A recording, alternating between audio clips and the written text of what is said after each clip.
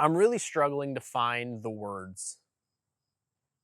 I've been praying and praying that the right words find me, and I'm just gonna kind of speak from the heart. I think I'm done. This is like my 10th take. I think I'm done doing over and over and over takes. I'm just gonna talk candidly.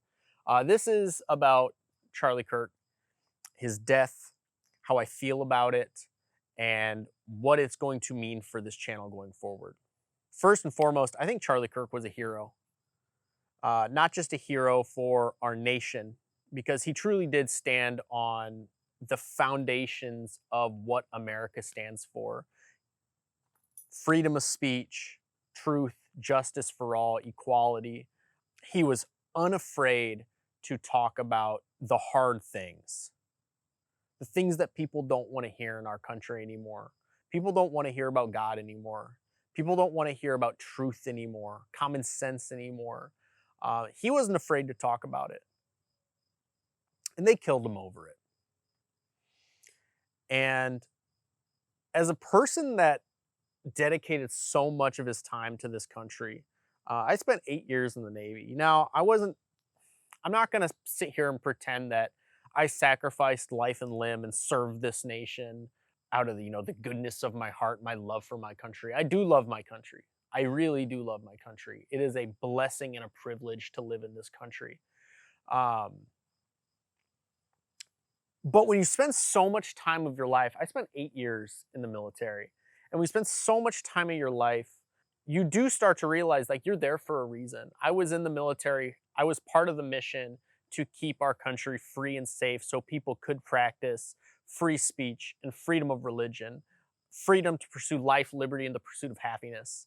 And then after it all, at the crux of my service, I've only been out 2 years. And so shortly after getting out, to see my fellow countrymen killing each other over differing opinions, it's heartbreaking. Charlie Kirk was a big reason that I came back to Christ. When I was young, growing up, elementary school, middle school, early high school, I went to church. Going into high school, I kind of stopped going. Maybe I was in my rebellious phase, but I'm a firm believer that you can't force somebody into Christ. They have to find Christ themselves. And so when I was growing up, I was brought to church by my grandparents, but it was because I had to be there. It was just another thing I went to. And so I didn't really absorb the message. I would be there drawing in my coloring books or not paying attention or goofing off somewhere else. And because I didn't take it seriously in my early adult life, I didn't take it seriously. I would have, you would have talked to me at 18, 20, atheist, right? But I've done a lot of growing up, a lot of soul searching, and I found God. He called me back to Him. I wasn't so far gone that I was out of His reach. And so a big reason that I went back to the church was Charlie Kirk. I would listen to his debates and how he tied everything back into Jesus. And I was thinking that's something that I wanted to be a part of again. If this is what Jesus stands for, I wanted to be a part of that. And so because I'm so deeply into my faith now, a large part of that because Charlie Kirk, I feel like I had this connection with him. Not like we can hear each other across the nation, kind of just, a spiritual connection. We're all one body in Christ in the Christian community. We're all connected through Christ in the Christian community. And I think as a Christian community, we all felt his passing very deeply because he was one of the best of us. Christ said, "Go and make disciples of all nations."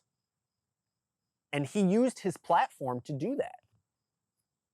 Jesus told us to do 2 things, 3 things. He told us to do a lot of things. But we can't pick and choose what he tells us to do. He tells us to do something and we do it. Jesus said, love the Lord God with your heart, soul, body, and mind. Jesus said, love your neighbor. Jesus said, go and make disciples of all nations. How many of you watching can say you do all three of those things? Who's the last disciple you made? I can't name one. He was the best of us. And he was a role model in our community, I think. And to see a role model like that taken away by someone so profoundly evil is heartbreaking. Shortly after it happened, shortly after the news had passed that he died, I was scrolling on Instagram and I was just getting so angry, so mad. Video after video after video of people celebrating and dancing and cheering over the death of this man, the death of someone who just had a different opinion, the death of someone who was a father and a husband, the death of someone who was a religious leader in some eyes. They were dancing and singing and hollering. How so far gone do you have to be to do something like that? I saw one that really stood out. It was reported that when it happened, when the gunshot happened, it rang out, that Charlie Kirk's young daughter of 3, she heard the loud noise, she saw the crowd go crazy, and so she got scared, and she ran to her dad. Her dad, who was slumped over, bleeding out onto the ground. And that was so...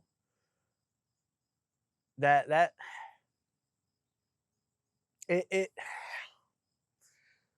hard for me to find words because I have a daughter that age.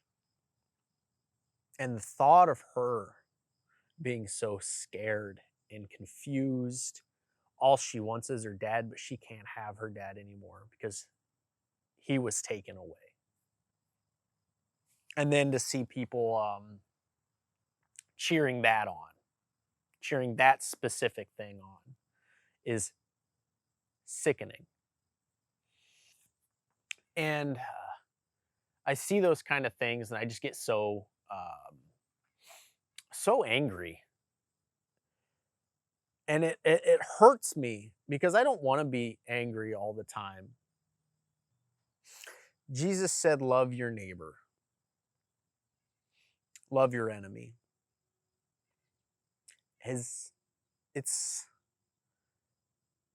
hard to do that these days, isn't it? I was reading Matthew and I came across this verse. This is Matthew 24:12.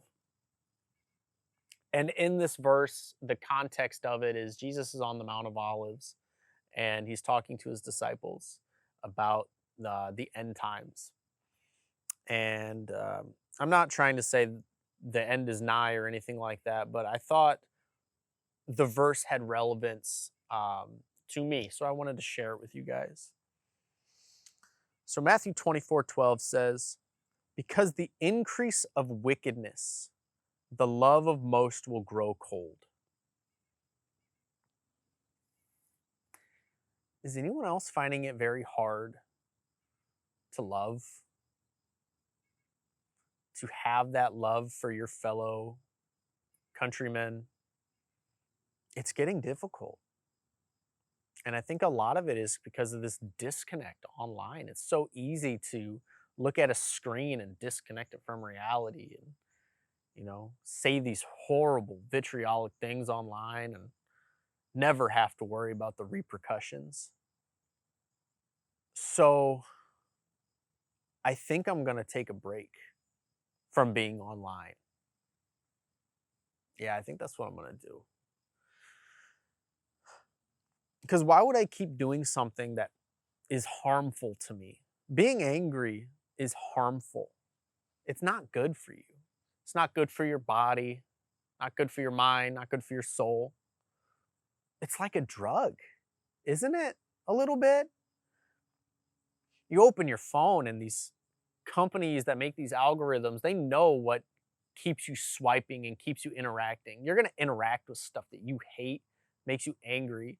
And so they just keep pumping this digital hate in front of your eyes, swipe after swipe, video after video, and you're just mainlining anger. And it's all by design. It is. We're in a war, not just in this country, in the world. We're a war against good and evil. And the only way to fight evil, according to the Bible, is with love. You can't fight evil with evil. You can't fight evil with anger. So what do? We see these things that we hate and we hate it right back. That's not going to solve anything. So I think I need to unplug for a bit, simmer down. It's just not good for me. I'm going to take this time while I'm gone to focus on being a better husband and a better father. Because I think above all, Charlie's death serves as a reminder that tomorrow's not guaranteed. You never know when you're going to be called to him, when you're going to have to face judgment. At church this Sunday, our pastor said something very profound that spoke to me. It's, are you ready? You ready to meet him? If you were to meet him right now, would he say to you, well done, my good and faithful servant? Or would he say, depart from me, I never knew you? I know what he'd say to me. And that terrifies me. So I'm going to take a break from social media. And I don't know if I'm going to be back. We'll see how this goes. Like I said, during this time, I'm going to focus on being a better husband and a better father. Get some stuff done around the house. Spend some more time with my family. And I'm honestly looking forward to it. I am. Spend some more time with my friends. Spend some more time with my family. I'll go out shooting. I won't even bring a camera for once. I haven't done that in 6 months. But I'm looking forward to it. I did want to say to those of you watching, if you're at this point, thank you. I've only been doing this YouTube thing for about 6 months. And in 6 months, 3,000 of you have tuned into my channel and subscribed. As for my channel views, I have over almost 500,000 views on my channel, which is it's I can't fathom that. 500,000 people have seen my content. Shorts, long, I don't care. 500,000 people. And it's been incredibly humbling of an experience to be able to bring you guys this content. So I don't know who's going to be here when I get back. If I'll have 3,000 subscribers, if I'll have 300 subscribers. But if you're not here when I get back, I wanted to say thank you now for allowing me to take this journey with you. If I do come back, I hope you come back as well. I wanted to say a special thank you to Bullet Farmer, Bullet Filmer, Texas Boomsticks, Velocitas, Oka Ammo, LLC, and Stronghold Corp. You guys have been fantastic support, keeping me inspired to make content, and you guys making great content as well. Keep up the good work, guys. Keep up the good fight. Before I leave, I wanted to read one more verse, and this is Matthew 11:28. Jesus says, "Come to me, all you who are weary and burdened, and I will give you rest." And that's what I plan on doing, because I am weary and I feel the burden. and I am going to spend some more time with Jesus, spend some more time in the Bible, and I hope you guys do too. But until then, my name is Spencer. You're watching Cornfield Commando, and I might see you next time. Bye.